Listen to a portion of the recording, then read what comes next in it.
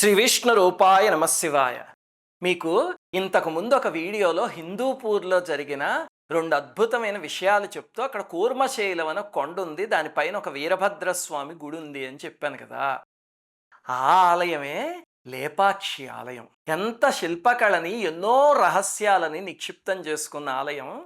సామాన్యంగా ఆలయానికి వెళ్ళిన వాళ్ళు అక్కడ వీరభద్రస్వామిని, పరమేశ్వరుణ్ణి, అమ్మవారు ఉన్నారు దుర్గమ్మవారు, వాళ్ళని చూసి వచ్చేస్తారు తప్ప విశేషాలకి చాలామందికి తెలియవు కదా. అందుకని ఈ వీడియోలో అవన్నీ చెప్పుకుందాం. మొట్టమొదటిది, లేపాక్షి వెళ్ళిన కొంతమంది, ముఖ్యంగా హిందూపూర్ నుంచి వెళ్తూ ఉంటారు, బెంగళూరు నుంచి కాకుండా. వాళ్ళల్లో చాలామంది అదేంటి లేపాక్షి బసవయ్య లేచిరావయ్య అని ఒక ప్రఖ్యాతమైన కవిత ఉంది కదా అడవి బాపిరాజు గారిది. కానీ లేపాక్షి ఆలయంలో ఎక్కడ నంది లేదండి, ఒక చిన్న నంది తప్ప అని డిసప్పాయింట్ అయ్యి వెనక్కి వచ్చేస్తూ ఉంటాం. దానికి కారణం ఏమిటంటే లేపాక్షిలో ఒక పెద్ద నంది ఉంది కానీ అది ఆలయంలో లేదు. ఎక్కడుందండి ఆ నంది అంటే హిందూపూర్ నుంచి మీరు లేపాక్షికి వస్తూ ఉంటే మీకు మొట్టమొదట ఆలయం కనిపిస్తుంది, చూసి మళ్ళీ అందరూ హిందూపూర్ వెళ్ళిపోతారు.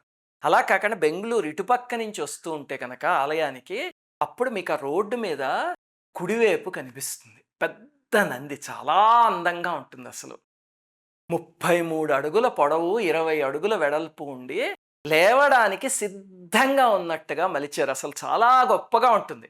ఇప్పుడు ఒక పెద్ద ఎద్దు అలా కూర్చునుండి గంభీరంగా అలా లేవడానికి సిద్ధపడింది అనుకోండి, ఆ స్ప్లిట్ మూమెంట్లో మీరు ఒక ఫోటో తీస్తే ఎలా ఉంటుందో అలాగ శిల్పులో లేవడానికి సిద్ధంగా ఉన్నట్టు చిక్కారు. చూస్తే తప్ప సోయగం చెప్పలేము అసలు. అందుకని మీరు లేపాక్షి ఆలయానికి వెళ్తూ ఉంటే కనుక అసలు ఆలయం దగ్గరికి వెళ్ళకుండా అదే రోడ్డు మీద కొంచెం ముందుకు వెళ్ళారంటే, ఇదిగో ఈ మ్యాప్లో చూపిస్తున్నట్టు మీకు ఆ నంది అక్కడ కనిపిస్తుంది. అది చూసేసి అప్పుడు మనం ఆలయం దగ్గరికి వద్దాం. అలాగనే ఆ నంది దగ్గర ఒక పెద్ద రహస్యం ఉంది. ఏమిటంటే సామాన్యంగా ఏ నందైనా శివుడికి ఎదురుగుండా ఉంటుంది. మరి అక్కడ చూస్తే మీరు ఎక్కడ ఏం శివలింగం కనిపించదు. మరి ఆ నంది దేని ఎదురుగుండా ఉంది అంటే, ఆ నంది చూపు రహస్యంగా ఒకవైపు ఉంది.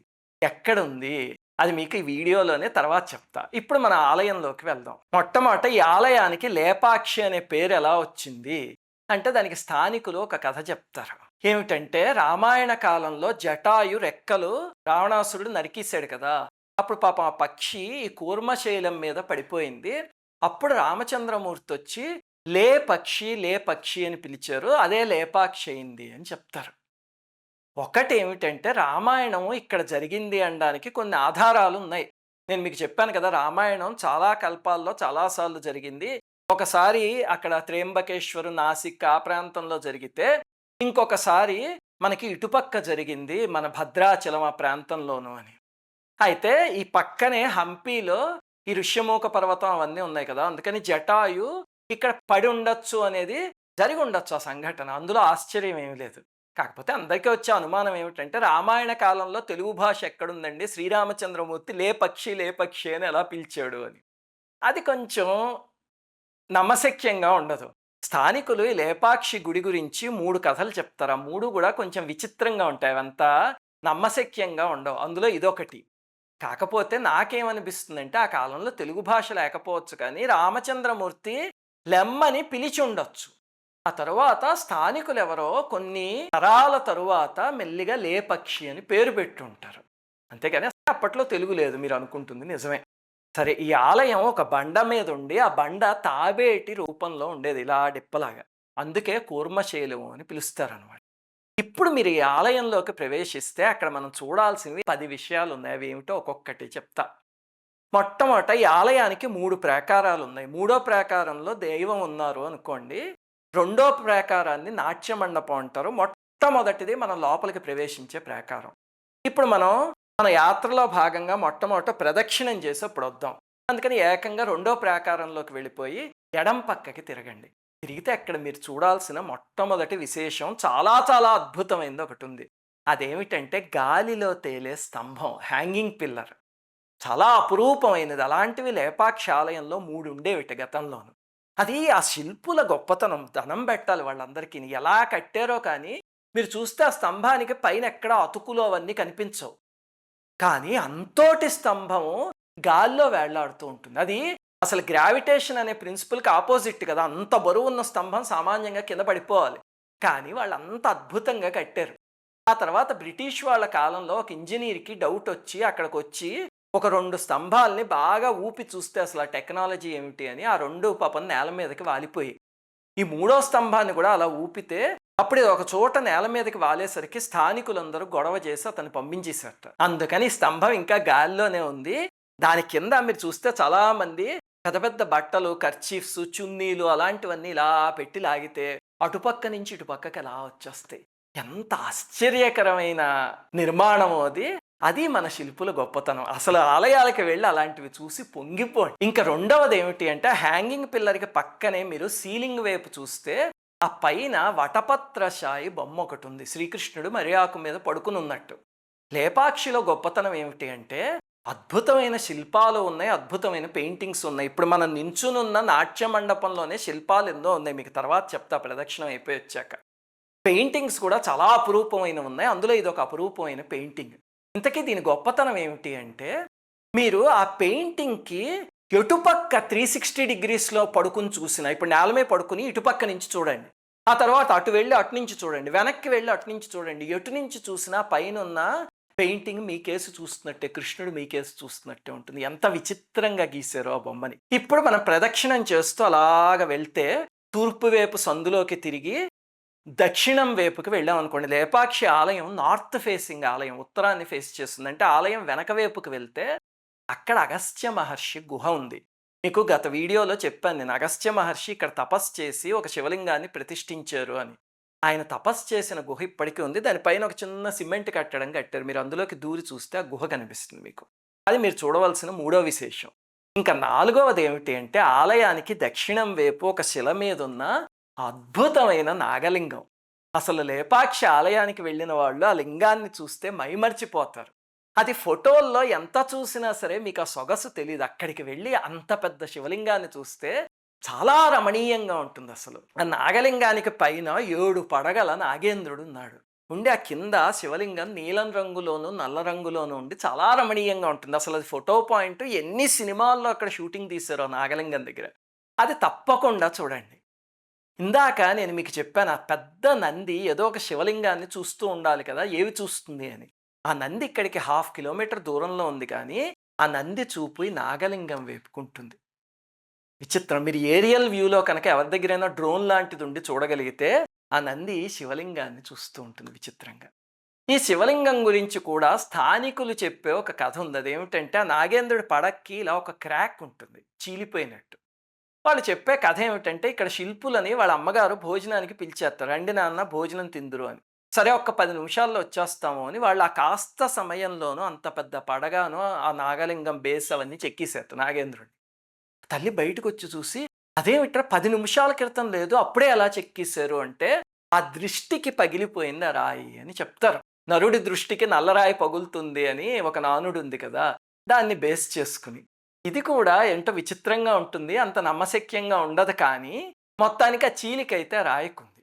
అలాగనే దాని పక్కన మీరు చూస్తే ఆ రాతి మీదే సాలీడు, పాము, ఏనుగు, ఒక శివలింగము, కన్నప్ప వీళ్ళందరూ ఉన్నట్టుగా ఒక చిన్న మూర్తి ఉంది. అది పెద్ద శిల్పం ఏమి కాదు, కానీ అది చూస్తే మనకి కాళహస్తి ఆలయం ఈ ఆలయం కన్నా ముందే ఉంది అని అర్థమవుతుంది. ఇంకా అదే రాతికి మీరు ఇటుపక్క చూసారంటే పెద్ద గణపతి విగ్రహం ఒక మండపం లాంటి దాంట్లో ఉండి చాలా రమణీయంగా ఉంటుంది. విచిత్రం ఏమిటంటే ఒకే రాతి మీద వీటన్నిటిని మలిచారు. ఎక్కడ అతుకులో అవేం కనిపించవు. మీకు ఈ నాగలింగం చూసినా సరే, ఆ గణపతి చూసినా అవన్నీ ఏకశిల మీద మలిచిన అద్భుతమైన శిల్పాలు. ఇది మనం చూడవలసిన నాలుగవది. ఇంకా ఐదో విశేషం ఏమిటి అంటే దీనికి కొంచెం పక్కన మీకు ఒక గోడ మీద 2 కన్నాలు కనిపించి వాటి నుంచి ఇలా రక్తం కారుతున్నట్టుగా ఉంటుంది. ఇది మనం చూడాల్సిన ఐదో విశేషం. వాటిని విరూపణ కన్నులు అని పిలుస్తారు. ఏమిటండి ఆ కన్నులు ఏమిటి, రక్తాలు ఏమిటి అంటే దీని వెనకాల ఒక గాథ ఉంది. మీకు ఇంతకు ముందు వీడియోలో చెప్పాను. విరూపణ అని పెనుగొండ యొక్క కోశాధికారి ఒక ఆయన ఉండేవారు. ఆయన విజయనగర సామ్రాజ్యంలో పనిచేసేవాడు. వీరభద్రస్వామికి భక్తుడు. వాళ్ళ అబ్బాయి విషయంలో ఒక అద్భుతమైన మహిమ జరిగింది అని గత వీడియోలో చెప్పాను కదా. అందుకు ఆయన ఇక్కడ వీరభద్రస్వామి ఆలయాన్ని నిర్మించడానికి పూనుకున్నాడు. వీరభద్రస్వామి అబ్బాయికి ధ్యానంలో కనిపించి ఈ కొండ మీద ఒక అద్భుతం ఆవిష్కృతం అవుతుందన్నారు కదా, అద్భుతమే ఈ ఆలయం అన్నమాట. అయితే ఈ ఆలయం మధ్యలో ఉండగా ధనాగారంలో చాలా డబ్బులు ఖర్చు పెట్టేసేట మన రామదాసు గారి లాగా అనమాట భక్తి. అది అచ్యుతరాయల వారికి తెలిసి ఆయన కళ్ళు పీకేసి రండి అని చెప్పి భటుల్ని పంపించేట. ఈ వార్త ఆయనకి తెలిసి వాళ్ళొచ్చేలోపే తన కళ్ళు 2 పీకేసుకొని అక్కడ గోడకేసి కొట్టాడు. ఆ 2 గోడకి తగిలి ఏర్పడిన కర్ణాలే ఆ 2ను. ఆ చారికలో ఆ కళ్ళల్లోంచి కారిన రక్తము అని స్థానికులు ఒక కథ చెప్తారు. కళ్ళకి సంబంధించి శిక్ష ఇదంతా జరిగిందా అంటే దీనికి శాసనాలు లేవు కానీ, కొంతమంది చారిత్రకులు జరిగింది అని చెప్పారు. కొంతమంది జరగలేదు అని చెప్పారు. ఒకవేళ జరిగింది అని మనం అనుకున్నా, గుడ్లు పీకి గోడకు కొడితే గోడకి కన్నాలు పడిపోవు కదా ఎక్కడాను. అలాగనే రక్తం ఇప్పటికి దాదాపు 500, 600 సంవత్సరాల నుంచి ఎండకి ఎండి, వానకి తడిసి ఆ రక్తపు చారికలు అలా కనిపించవు కదా! అందుకని ఆ కథ నాకు కొంచెం నమ్మశక్యంగా అనిపించదు. కాకపోతే ఏమై ఉండొచ్చు అంటే, ఆయన కళ్ళు అక్కడ గోడకి కొట్టుంటే దానికి గుర్తుగా శిల్పులు అక్కడ ఒక 2 కన్నాలని, వాటిల నుంచి అలా చారలని మలిచారు. ఎలా మలిచారో తెలీదు గానీ, ఇన్ని వందల సంవత్సరాలైనా సరే, ఆ చారికలు అచ్చం రక్తపు చారికల్లాగే ఉన్నాయి. అవి ఎండిపోకండా. అది ఆ శిల్పుల గొప్పతనం. ఇంకా ఆరవది ఏమిటి అంటే, దాని పక్కనే ఒక కళ్యాణ మండపం ఉంటుంది. అది అసంపూర్ణంగా ఉంటుంది. అంటే పైకప్పు అవేవీ లేకుండా ఊరికే కొన్ని స్తంభాలు నిలబెట్టుంటాయి. 80 స్తంభాలు. చాలా అపురూపమైనది. అది అసలు కంప్లీట్ అయ్యుంటే, మన దేశంలో ఉన్న కళ్యాణ మండపాల్లోనే ఒకానొక అపురూపమైనది అయిపోయి ఉండేది. కానీ మధ్యలో ఆగిపోయింది. దానికి స్థానికులు చెప్పేదేమిటి అంటే, ఆ విరూపణ కన్నులు పీకిన సంఘటన జరిగింది కదా! అప్పటికి ఈ 80 స్తంభాలని చెక్కారు. ఆ తరువాత ఇంకలా ఆగిపోయింది అని చెప్తారు. అయితే అయ్యుండొచ్చు చెప్పలేం. ఇంతకీ ఆ కళ్యాణ మండపం గొప్పతనం ఏమిటంటే, పార్వతీ పరమేశ్వర్ల కళ్యాణం ఆ మండపంలో జరిగింది అన్నట్టుగా ఆ స్తంభాలని మలిచారు. మీరు చూస్తే ఒక చోట పార్వతీ పరమేశ్వర్ల కళ్యాణం ఉండి, ఇంక మిగతా స్తంభాల మీద ఆ కళ్యాణానికి వచ్చిన బ్రహ్మగారు, నారాయణుడు, ఇంద్రాది దేవతలు, ఋషులు ఇలాంటి వాళ్ళందరూ ఒక్కొక్క స్తంభం మీద ఉన్నారు. అంటే పెళ్ళికి వచ్చి కుర్చీల్లో కూర్చుంటే ఎలాగో, అలాగ ఒక్కొక్క స్తంభం మీద ఒక్కొక్కళ్ళని మలిచారు. చాలా రమణీయంగా ఉంది. ఆ కళ్యాణ మండపంలోనే ఎన్నో విశేషాలున్నాయి. ఒక చోట చూస్తే 2 కోతుల్ని చెక్కారు. విచిత్రంగా 2 కోతుల్లో మనకి 4 కోతులు కనిపిస్తాయి. అలాగే ఒక ఆవు శరీరం, ఒకే శరీరం ఉండి 3 తలలుంటాయి. మీరు 2 తలలు మూసేస్తే ఆ మూడో తలతో ఒక ఆవులా కనిపిస్తుంది. అసలు ఆ శిల్పకళ మాటల్లో చెప్పలేం. అలాగే మేము అక్కడికి వెళ్ళినప్పుడు మాకు ఒక చిన్న కుర్రవాడు కనిపించాడు. ఆ అర్చక స్వామి కొడుకుట. ఇప్పుడు ఆయన పెద్దవాడు అయిపోయి ఉంటాడేమో. ఆ కుర్రాడు ఒక మాట అన్నాడు. ఏమిటంటే, ఈ స్తంభాల్లో ఒక చోట నా అంత ఎత్తులో గుండు సూది పట్టేంత ఒక కన్నాన్ని చెక్కారు శిల్పులు. సామాన్యంగా ఉలి ఇంకా పెద్దది ఉంటుంది కదా! అంత సన్నటి కన్నం రాదు. ఒక కన్నాన్ని చెక్కారు. అది ఎక్కడుందో వెతకండి అని. దాంతో నేను మా నాన్నగారు విపరీతంగా వెతికితే చివరికి మాకు దొరికిందది. ఇదిగో ఇక్కడ చూపిస్తున్నా. మీకు కూడా అదొక పజిల్. మీరు లేపాక్షికి వెళ్ళినప్పుడు ఏ స్తంభానికి అది ఉందో వెతికి దొరికితే అక్కడ ఫోటో తీసి పంపించండి చూద్దాం. ఇంకా ఏడవది ఏమిటి అంటే, ఈ మండపానికి పక్కనే లతా మండపం అని ఒకటి ఉంది. దానికి 40 స్తంభాలుండి, ఆ స్తంభాల పైన 96 యునీక్ డిజైన్స్ ఉన్నాయి. అంటే ఏ డిజైన్‌కి పోలికుండదు. అంటే ఇలా చాలా చోట్ల ఉన్నాయి కదండీ! ఎందుకింత విశేషంగా చెప్తున్నారు అంటే, ఆడవాళ్ళందరికీ నచ్చే ఒక విషయం. ఆడవాళ్ళ చీరల మీద కొన్ని డిజైన్స్ ఉంటాయి కదా! వాటిల్లో లేపాక్షి డిజైన్స్ అంటారు. ఇప్పటికీ స్త్రీలు చాలా చోట్ల చీర చూడగానే అది లేపాక్షి డిజైను అని చెప్పేస్తారు. ఆ లేపాక్షి డిజైన్స్ వచ్చింది ఈ స్తంభాల మీద నుంచి.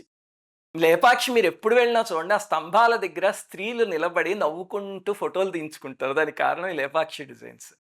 ఇంకా ఎనిమిదవది ఏమిటి అంటే, ఈ మండపం ప్రాంతం నుంచి ఇప్పుడు మనం రెండో ప్రాకారంలో ఉందని చెప్పాలంటే, మొదటి ప్రాకారంలోకి ఒక ద్వారం ఉంటుంది. అందులోంచి మీరు వెళ్ళారంటే గనక, అక్కడ మీకు ఒక పెద్ద పాదం కనిపిస్తుంది నేల మీద, ఒక మండపం పక్కనే. దాన్ని సీతమ్మ పాదము అంటారు. ఒకటేమిటి అంటే, ఆ కాలంలో మరి రామాయణ కాలాన్ని ఊహించుకు చెక్కారో, లేకపోతే 500, 600 సంవత్సరాల క్రితం మనుషులంత ఉండేవారో నాకు తెలియదు గానీ, పెద్ద పాదం అది. అంతకన్నా విచిత్రం ఏమిటి అంటే, ఆ పాదం బ్రొటనవేలు నుంచి ఎప్పుడు అలా నీరు ఊరుతూనే ఉంటుంది. కానీ విచిత్రం ఏమిటో తెలుసా? మరి బ్రొటనవేలు నుంచి అలా నీరు ఊరితే మొత్తం నిండిపోయే పాదం బయటికి కారిపోవాలి కదా! అలా కారదు మళ్ళీ. కేవలం బ్రొటనవేలుకి సరిపోయేంత ఊరుతుంది. మీరు అది మొత్తం క్లీన్ చేసేసారనుకోండి బట్టతోటి, మళ్ళీ దాని నిండా నీరు ఊరిపోతుంది. బ్రొటనవేలు నిండగానే అక్కడ ఆగిపోతుంది. అంతకన్నా పైకి రాదు. దానికి వెనకాల ఒక ఫిజిక్స్ ప్రిన్సిపుల్ ఉంది. ఎంత అద్భుతంగా కట్టారో అది. అది ఎనిమిదో విశేషం. అక్కడి నుంచే మీరు ఆ మొదటి ప్రాకారంలో కొంచెం పక్కకి వెళ్ళగలిగితే, అంటే వాయవ్యం మూల ప్రాంతానికి వెళ్ళగలిగితే, అక్కడ రాతి మీద భోజన పళ్ళాలు చెక్కారు. అంటే ఆ శిల్పులు ఆ కాలంలో మధ్యాహ్నం భోజనం చేయాలంటే పళ్ళాలు తెచ్చుకోక్కర్లేకుండా రాతి మీదే అన్ని పదార్థాలు పెట్టుకుని మధ్యలో అన్నం పెట్టుకోవడానికి చెక్కారు. ఇప్పుడు మనం గుంటల కంచం అని పిలుస్తాం. ఈ హోటల్స్‌కి ఎక్కడికి వెళ్తే భోజనం పెడతారు కదా! అలాంటిది కూడా వచ్చింది ఇక్కడి నుంచే అని చెప్తూ ఉంటారు లేపాక్షి నుంచి. అక్కడ రాతి మీద చెక్కున్నాయి అలాంటి కంచాలు. ఇంకా తొమ్మిదవది ఏమిటంటే, ఇప్పుడు మనం వెనక్కొచ్చేసి మళ్ళీ రెండో ప్రాకారంలోకి మనం ఎక్కడ బయలుదేరామో నాట్య మండపంలోకి వచ్చామనుకోండి. ఆ నాట్య మండపం మనం చూడాల్సిన తొమ్మిదవ అద్భుతం. అబ్బో! అక్కడ శిల్పకళ అసలు మాటల్లో చెప్పలేం. అపురూపమైన శిల్పాలు ఎన్నున్నాయో. అసలు ఆ మండపం థీమ్ ఏమిటి అంటే, నటరాజస్వామి స్వరూపంలో పరమేశ్వరుడు నాట్యం చేస్తూ ఉంటే, ఆ చుట్టుపక్కల అందరూ వచ్చి ఆ నాట్యాన్ని చూస్తున్నట్టుగా ఒక్కొక్క స్తంభం మీద చెక్కారు. ఆ నటరాజస్వామి మూర్తి చాలా బావుంటుంది. అలాగే బ్రహ్మగారు మద్దెల వాయిస్తున్నట్టు, తుంబురుడు వీణ వాయిస్తున్నట్టు, సూర్యభగవానుడు నాదస్వరం ఊదుతున్నట్టు, భృంగి, రంభ వీళ్ళందరూ గూడా పరమేశ్వరుడితో పాటు నృత్యం చేస్తున్నట్టు అలా చెక్కారు. అబ్బో! ఆ శిల్ప సంపద అపురూపం అసలు. అక్కడే కొన్ని విచిత్రమైన పరమేశ్వరుడి గాథలు కూడా ఉన్నాయి. ఉదాహరణకి పరమేశ్వరుడి భిక్షాటన మూర్తి అని ఒకటుంది. ఆయన పార్వతీదేవిని పరీక్షించటానికి భిక్షకొచ్చేట. వస్తే అమ్మవారు శ్రద్ధగా భిక్ష వేస్తూ ఉంటే ఆవిడని పరీక్షిద్దామని ఆయన ఒక చూపు చూసేసరికి ఆవిడ చీర ఈ నడుము నుంచి కిందకి జారిపోయింది. జారిపోతే ఆవిడ అది కూడా గమనించకుండా భిక్ష వేస్తూ ఉంటే ఆహా! ఎంత పూనిక అని భగవంతుడు మెచ్చుకున్నట్ట పరమేశ్వరుడు. ఆ నడుము నుంచి చీర కిందకి జారిపోవడం అదంతా ఒక మూర్తి కింద చెక్కారు. అసలు ఆ మూర్తిలో అయితే పరమేశ్వరుడు పాదుకలేసుకొని వచ్చినట్టు ఉంటుంది ఆ మూర్తి. ఆయన పాదం ఇలా పైకెత్తుండి ఆ పాదానికి, పాదుకకి మధ్యలో గ్యాప్‌ని కూడా చెక్కారు రాతి మీద. అలాంటివి ఎన్నో విశేషాలున్నాయి అసలు నాట్య మండపంలో. మీరు ఒక్కొక్క శిల్పాన్ని చూడండి మురిసిపోతారసలు. అదయిపోయాక మనం చూడాల్సింది 10వది ఆఖరిది ఏమిటి? ఇంకా గర్భాలయం దగ్గరికి వెళ్తే ఉన్న మూల విరాట్. అక్కడికి వెళ్ళే ముందు మూల విరాట్‌కి ముందు మహామండపము అని ఒకటుంది. అది మూడో ప్రాకారం లాంటిది. అంటే అది ఆ గర్భాలయానికి అతుక్కునే ఉంటుంది. అందులో కూడా ఎన్నో శిల్పాలున్నాయి. ఈశాన్యంలో పద్మినీ జాతి స్త్రీ శిల్పం ఒకటుంది. ఆ మూర్తి వెనకాల కూడా ఒక కథ ఉంది. ఏమిటంటే ఆ అచ్యుతరాయల వారి ఆస్థానంలో పద్మినీదేవి అని ఒక స్త్రీ ఉండేదిట, మహా సౌందర్యవతి. ఆవిడ్ని వీరభద్రప్ప అని ఈ విరూపಣ್ణ కుమారుడు ప్రేమించాట. ఆవిడ కూడా ప్రేమించింది. కులాలు ఇవన్నీ గొడవలు ఉంటాయి కదా! ఆఖరికి పెద్దవాళ్ళని ఒప్పించి వాళ్ళిద్దరూ వివాహం చేసుకున్నారు. వాళ్ళ ప్రేమకి గుర్తుగా ఆ మూర్తిని అక్కడ చెక్కారు అని చెప్తారు స్థానికులు. అలాగనే అక్కడ వాస్తు పురుషుడి మూర్తి ఒకటుంది ఈ పద్మినీ జాతి స్త్రీకి పక్కనే. అలాగే మీరు ఆగ్నేయం మూల చూస్తే కనుక గజాసుర సంహార మూర్తి ఉంటుంది. పెద్ద పరమేశ్వరుడు ఏనుగు యొక్క పొట్టిలా చీల్చుకుని బయటకు వస్తున్నట్టు చాలా గొప్పగా ఉంటుంది. చూసి తీరాలి. చీకట్లో పెద్దగా కనిపించదు కానీ గమనిస్తే కనుక చూడొచ్చు. మీ దగ్గర మొబైల్ లైట్ కానీ ఏమన్నా ఉంటే చాలా పెద్ద మూర్తి. నైరుతి మూల నాట్య గణపతి ఉన్నాడు. వాయువ్యం మూల దుర్గాదేవి ఉన్నారు అమ్మవారు. మిగతావన్నీ అలా స్తంభాల మీద శిల్పాల్లో ఉన్నాయి కానీ దుర్గాదేవి అమ్మవారిని మాత్రం చక్కగా అది ఒక చిన్న ఆలయం కింద మలిచేసి వాళ్ళ స్తంభం మీద ఉన్న మూర్తిని పూజలు చేయడం మొదలుపెట్టారు. ఆ తల్లి కూడా అలాగనే వాళ్ళకి పలకడం మొదలుపెట్టింది. అక్కడ స్థానికులు చాలామంది వీరభద్రస్వామి గుడికి వెళ్తున్నాం అందరూ. శుక్రవారం వస్తే దుర్గమ్మ గుడికి వెళ్తున్నాం అని చెప్పి లేపాక్షి గుడిలోకి వస్తారు. అంత శక్తిమంతమైన అమ్మవారు. ఇప్పుడు మనం మూల విరాట్ని దర్శించుకుంటే వీరభద్రస్వామిది ఒక 6 అడుగుల ఎత్తు మూర్తి. సామాన్యంగా అలంకరించి ఉంటుంది కానీ మీరు అభిషేకం అప్పుడు కానీ ఎప్పుడైనా చూస్తే విగ్రహం కుడివైపున ఇక్కడ కింద దక్షుడు మేక తలతో నిలబడి ఉంటాడు. ఎడం పక్క చూస్తే కనుక దక్షుడి ముందు తల తెగనరికి కింద పడిపోయి ఉంటుందన్నమాట. అది మనకి అలంకరణలో కనిపించదు కానీ మామూలు అప్పుడు కనిపిస్తుంది, చూడొచ్చు. అలాగనే నేను మీకు గత వీడియోలో చెప్పా, అక్కడ అగస్త్య మహర్షి ప్రతిష్ఠించిన పాపనాశేశ్వర స్వామి అని ఉన్నారు స్వామి అని. ఆ మూర్తి కూడా శివలింగం అక్కడ ఉన్నారు ఒక గుహలో. అసలు ఆ శివుడు చాలా శక్తిమంతం. మీకు ఆఖరి వీడియోలో చెప్పా. ద్వారబంధం పైన పరమేశ్వరుడి అభిషేక మూర్తి ఉంటుంది. మీరు రాజమండ్రి కోటగుమ్మం దగ్గరికి వెళ్తే పెద్ద శివుడి అభిషేక మూర్తి ఇలా అభిషేకం చేసుకుంటున్నట్టు ఉంటుంది, సిమెంట్ది. మూర్తి యొక్క మోడల్ ఇదిగో ఇక్కడ ద్వారబంధం మీద చిన్న బొమ్మ చెక్కుంది.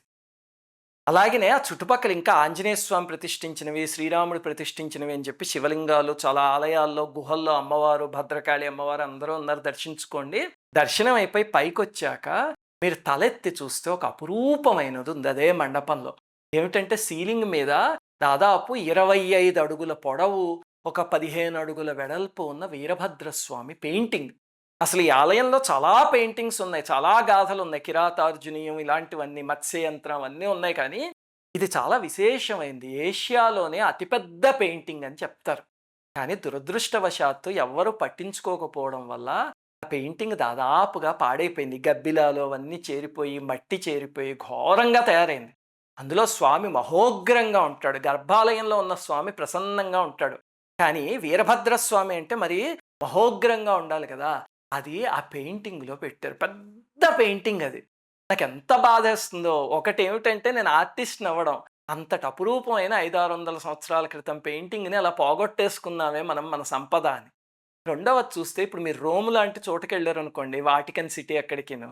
అక్కడ సీలింగ్‌లో మైకెలేంజిలో వేసిన పెయింటింగ్స్ ఉన్నాయి. మీరు చూడండి వాటిల్ని ఎంత అపురూపంగా దాచుకున్నారో వాళ్ళు. ఎంత అపురూపంగా దాచుకున్నారో. మనం మరి బ్రిటిష్ వాళ్ళ దాడుల వల్లో, తురుష్కుల దాడుల వల్లో, దేని వల్లో కానీ ఆ పెయింటింగ్‌ని అలా నిర్లక్ష్యం చేసేసాము. అంత పెద్ద పెయింటింగ్ పాడైపోయింది. అలాగే లైటింగ్ అది కూడా సరిగ్గా ఉండదు. మనకి లీలగా కనిపిస్తుంది అంతే ఆ పెయింటింగ్. భవిష్యత్తులో ఎవరైనా యాసిడ్ క్లీన్ లాంటిది చేయించి చక్కగా చుట్టుపక్కలన్నీ లైట్లు పెట్టి ఒక స్విచ్ వేయగానే అన్నీ ఆన్ అయ్యి కనిపించేలా పెట్టగలిగితే గనక అప్పుడు మన సంపదని మనం కాపాడుకున్నట్టు అవుతుంది. అలాగా భవిష్యత్తులో ఎవరైనా అధికారులు చేయాలి అని వీరభద్రస్వామిని కోరుకుంటూ శ్రీమాత్రే నమః. అందరికీ నమస్కారం. మన ఆధ్యాత్మిక వీడియోల్ని 3 ఛానల్స్గా విభజించాం. 3 ఛానల్స్కి సబ్స్క్రైబ్ చేసుకొని పక్కనే ఉన్న బెల్ ఐకాన్ని క్లిక్ చేయండి.